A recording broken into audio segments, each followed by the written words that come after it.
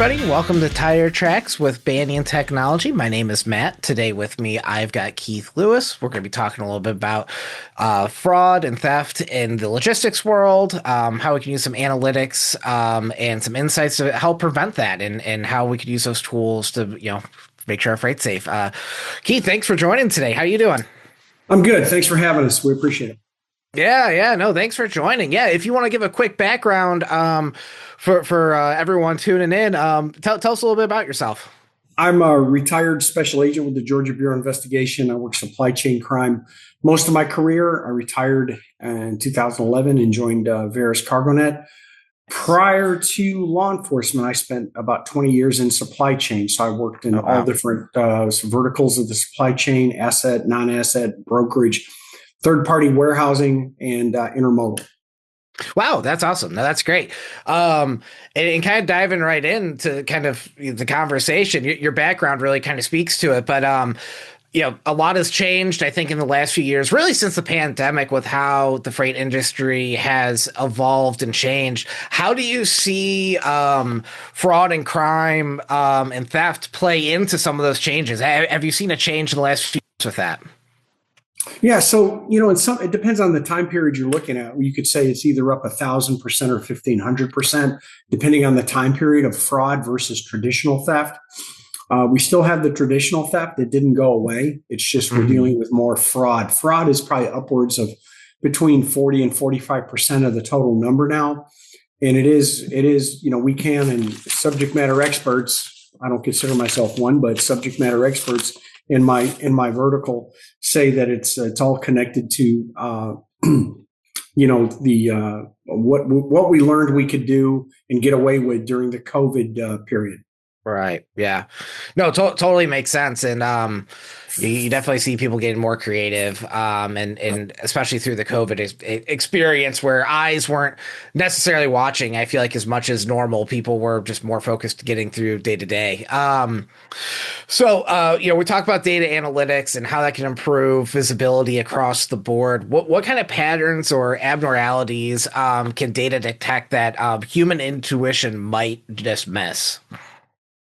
Well, the data drives everything. So, as a data company, the data tells us that the human error.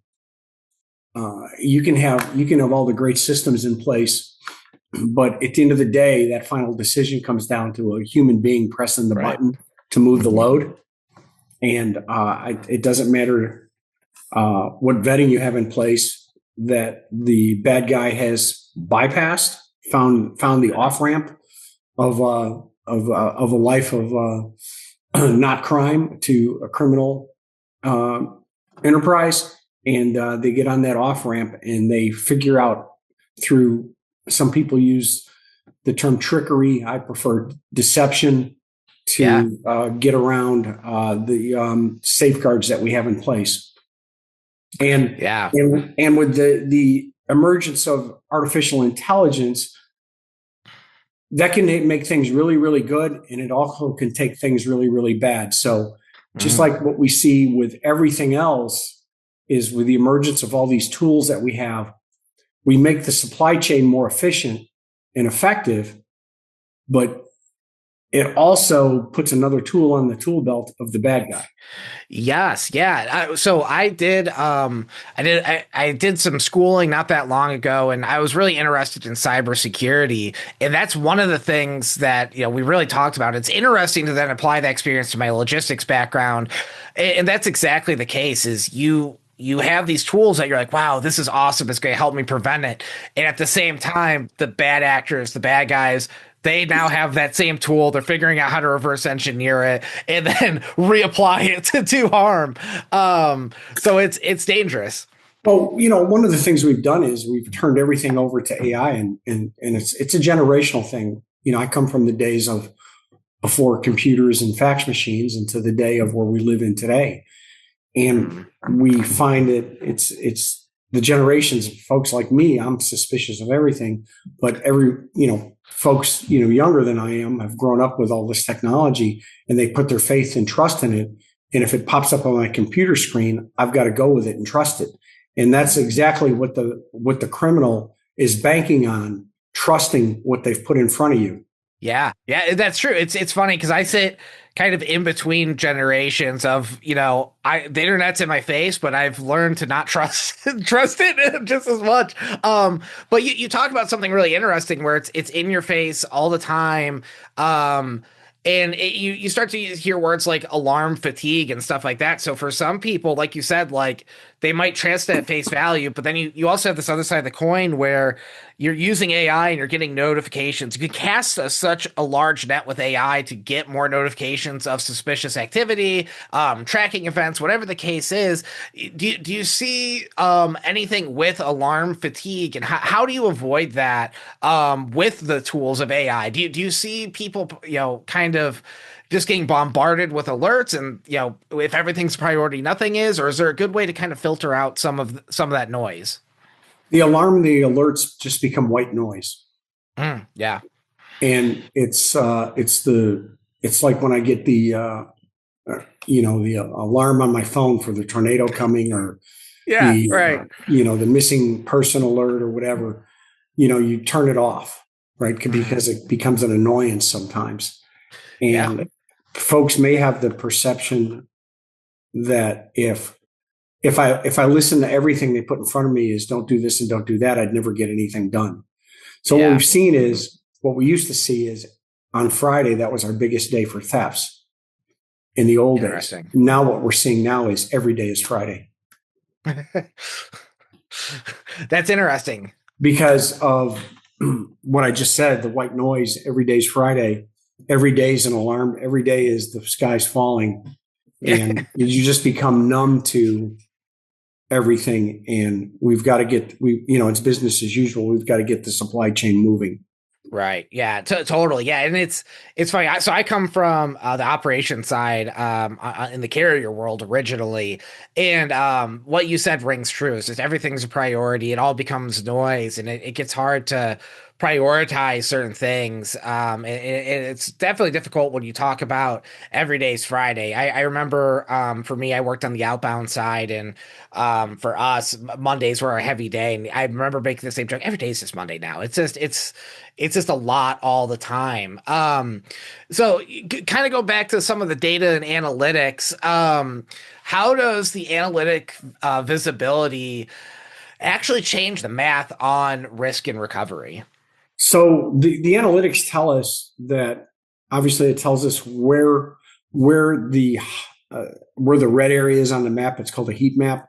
It tells us, the analytics we provide tells the story. If you dig into the analytics, you'll figure out really quick that the Southern California areas is a hot spot. It will tell you the day of the week, the time of the day, and it'll tell you the commodity, and the data will not only tell you maybe electronics is the number one commodity out there, but Interesting. what type of electronic is the number one commodity. And Yeah. if you're using the data for preemptive intelligence on preventing cargo theft, you can see the trends. So a few years ago, energy drinks was the trend. Interesting. In certain areas of the country, were the big area, the southwest area of Phoenix, the suburbs were the number one hotspot for those thefts. And Interesting. some get it and some don't. Hmm. If you watch the data, and it tells the story of, hey, they're stealing pistachios in California right now. Those of us in the pistachio business, this is a true story, in 2016, really need to button down and shore up our supply chain. Some do, some don't. Some get Yeah. our intelligence. Not everybody's a client. So a lot of people don't know. So, we're membership based. And, if you're not getting our data to know that in Waddell, Arizona, the number one place now for copper theft is Waddell, Arizona. So, Interesting. if you're in the metals business, that's something that's very important that you need to know. And if you're not Right. paying attention to the data, it's going to go right past you, and you're going to wind up being a victim and saying, "Why me?" No, that's a great example because coming from the shipping world, like from a carrier perspective, you're kind of trained to look at certain items as more high value than others. You touched on electronics are always high value. Anything in the medical world is, but pistachios just it wasn't on my list. But that's a great point. Is if you don't have that data, you wouldn't know that. So do you expanding on that a little bit? Do you see certain industries over others where they kind of think like, oh, our freight's safe. Don't No one cares about what we're shipping, or does that happen often where you guys are kind of talking to these people and you're like, no, it's everybody. Everybody could be a target. Yeah, every day, there's something new. So I'd say if you're in the kind of the low value food, you're shipping a commodity, a food type commodity, which is obviously food is the number one stolen item, and you're shipping something that may be low value, and we don't need to put covert telematics on it or team drivers or an Right. escort. Mm-hmm. You're just kidding yourself because the bad guys are good at a couple things. One is they know our business better than we do. And number two, they're great at return on investment and Mm-hmm. they understand the market because you can only sell so many. I always say this, you can only sell so many macadamia nuts in the macadamia nut store. And once, Right.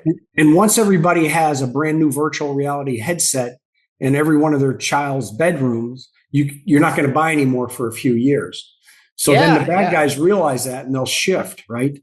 They'll shift to energy Interesting. drinks. They'll shift to copper.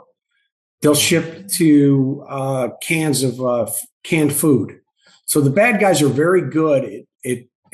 I don't know if they're smart or they just say, well, this is getting hot now. We better switch over to something else, or they really understand the market. You just never know until you get that bad guy in the Yeah. interview room and you get them talking to know why they were thinking what they were thinking.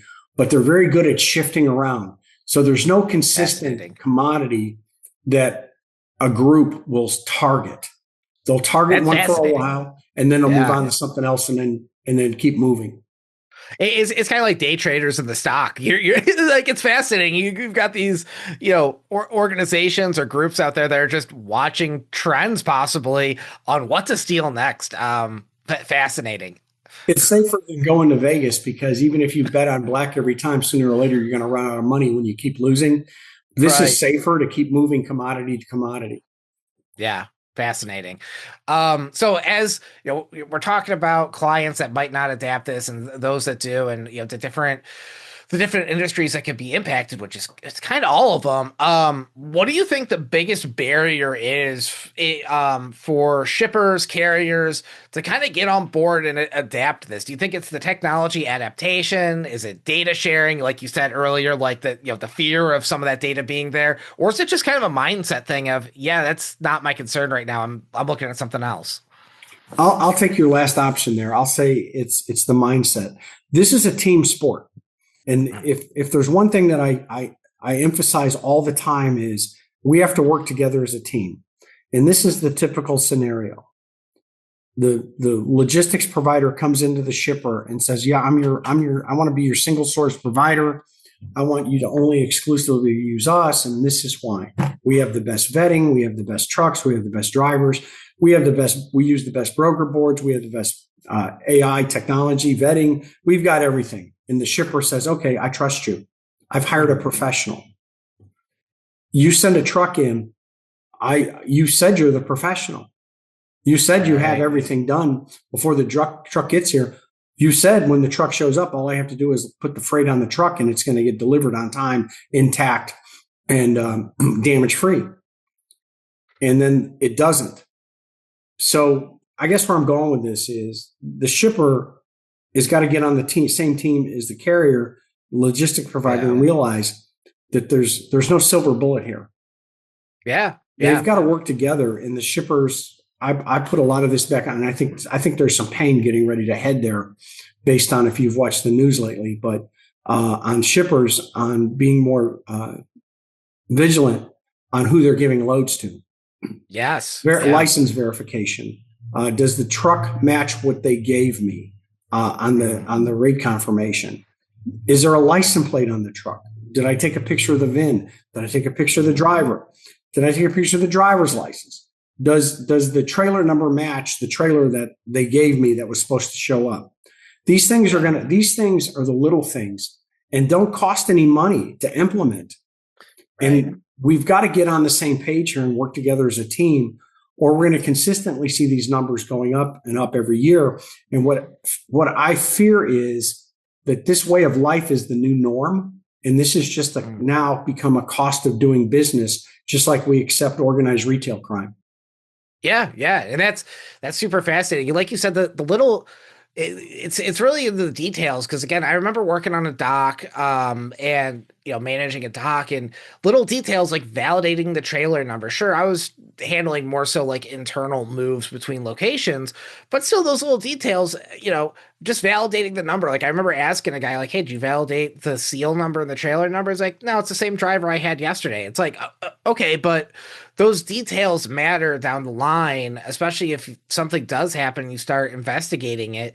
It's those details matter, like you said, like people being on the same page with that. And I've seen plenty of drivers who brush off the information as well. As like I've seen drivers who's like, "Did you put the seal on?" "Yeah, I put the seal on," and they don't check themselves. They just go, "Yeah, that's awesome." Like I could put the seal on terribly. You don't know that. But yeah, those little details make a big difference. Yeah, and the seal is a big thing, but the seal is not security. That's just integrity. That means the door wasn't open. Seals can be Right. breached. Seals can be duplicated. Door hasp can be altered. So there's more to it than just I know what you're saying. I have a war story about seals. Just that goes along with what you said is the driver leaves the dock and goes to the security guard leaving the place, and I'm there doing an audit. This is back in my law enforcement days. I'm there doing an audit as a favor for a friend, and the security guard walks to the back of the trailer. The driver closes the door, and she hands the bill lading and seal to the driver, and the driver leaves. And I ask her, "Why didn't you put the seal on?" She said, "Well, he's got other pickups. He'll put it on later." We should all be concerned about that type of procedure, right? So Yep. that's not what we're supposed to be doing. So it's a train. That's a training issue, and that Yeah. gets back to it's a team sport. It's education and working together, and that's and verification, validation. Those are the things that are going to solve our problems. Agreed. No, totally see that.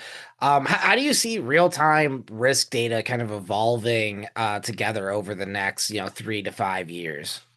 Well, I think people are going to start paying more attention about what we put out because we're putting out something at 11 o'clock in the morning on a suspicious something or something someone used this identity or someone did this. Mm-hmm. And I think folks that get our alerts and get our notifications are going to have to start looking at that real time. Not like, okay, I'll look at them at the end of the week and we'll go through the list and then we'll block these carriers from picking up. Now it's like it's lightning, right? You have the same driver, the same company in the same town. We send an alert out at 11 o'clock, and at 2 o'clock in the afternoon, they're picking the same driver, same truck, everything is picking up another load to steal.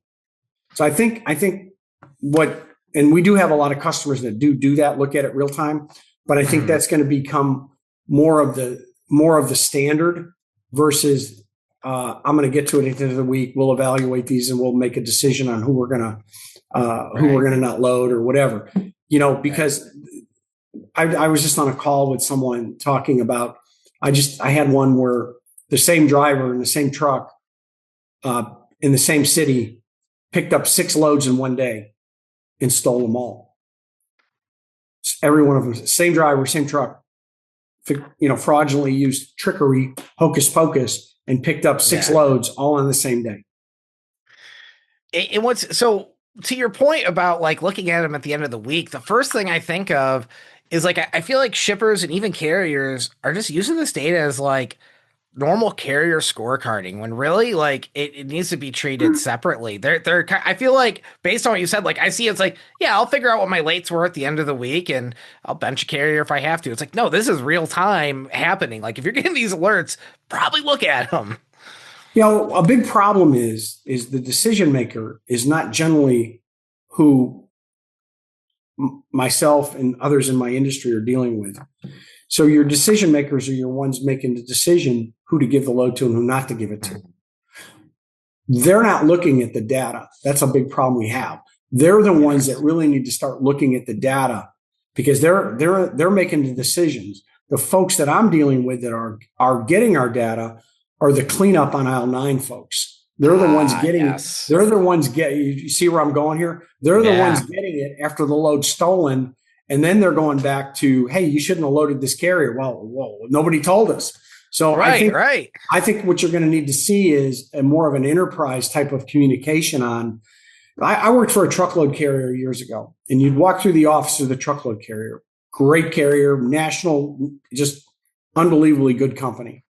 Mm-hmm. And every dispatch group, little group for that set of drivers had cameras everywhere. And they had, this is back in the day, and all they had on was the Weather Channel. So they could watch the weather where their region of trucks was running. I think we need that camera system, that big TV monitor system in the office where the load planners are, where the folks that are making a decision on who they're going to load, where those alerts are popping up. And there's real-time instant information when they can look up and see, this just happened. I can't load this person. Yeah, no, that's fascinating. I love that perspective. What's some advice that you'd give to 3PLs and shippers who are still kind of relying on post-incident reporting versus actual prevention? I always say trust no one, verify everything, right? Trust no one. Yes. We have, for example, we put out a truck stop report on truck stops that are high in theft. And it's not the truck stop's fault. It's the bad guy's fault. We can't blame the truck stops first and foremost, because it's like a bank. You can't blame the bank for getting robbed. That's where the money is, right? That's right. That's the quote from Willie Sutton. Why do you rob banks? Well, that's where the money is. So you have to start looking at where the bad guys are and where the bad guys are targeting. So we have a client. We have more than one client now that takes our truck stop report and puts it in their system. And if one of their trucks stopped there, it sends an alarm. So we've got to do that on the other side with the fraud, that if we type that MC number or DOT number in the system, it's an automatic red flag. And it goes to a supervisor, and our supervisor comes over and says, why are you entering this? They're on our do not use list. Mm-hmm. We're so busy moving freight that we don't stop and look at if you're going to buy a house and move into a neighborhood, would you want to look and see what the violent crime is in that neighborhood before you moved in? Of course. Yeah. Of course you would. But we've got to start doing that with our commodities. We do more vetting at the local drugstore. When you go in to buy a bottle of wine, there's more vetting done there to verify that person is of age and that's the right person to buy a bottle of wine than you do when you give away $1 million load of electronics. Yeah. Well, it goes exactly back to what you said earlier. That's the whole teamwork side of it. Is absolutely. There's such a mindset of, once this commodity leaves my dock, I don't need to necessarily think about it until it gets to the destination, or it doesn't get to the destination. Like you see that all the time, is like, and I've even heard shippers say this of just, once it leaves the dock, that's what my report, like the person on the dock, that's what their reporting cares about. Is I can check off on my manifest that left the dock, and then that's it. They don't verify, they don't check, and then people are shocked that something happened. Well, that doesn't sound like good teamwork to me. I've done my job. Yep. I don't care what else. I don't care what fails. I've done my job. I've done a perfect job. I shipped the load. That's the mindset we have to get away from. Yeah. No, agreed. Totally agree. Hey, well, we're wrapping up here. Really appreciate your time. If people wanted to learn a little bit more about what you do and your company, where can they find you at? CargoNet at cargotheft.com, cargotheft at cargonet.com, or they can call us to report a theft at 888-595-2638. Awesome. Well, hey, thanks so much for joining. Thanks everyone for listening in. Thanks for being a part of Banyan Tire Tracks. Like and subscribe. Help us get those, those fun analytic numbers up, so we stay in front of you, just like some of these alerts from the CargoNet team will stay in front of their shippers and their customers. But thank you so much, everybody. Have a great day. Thank you.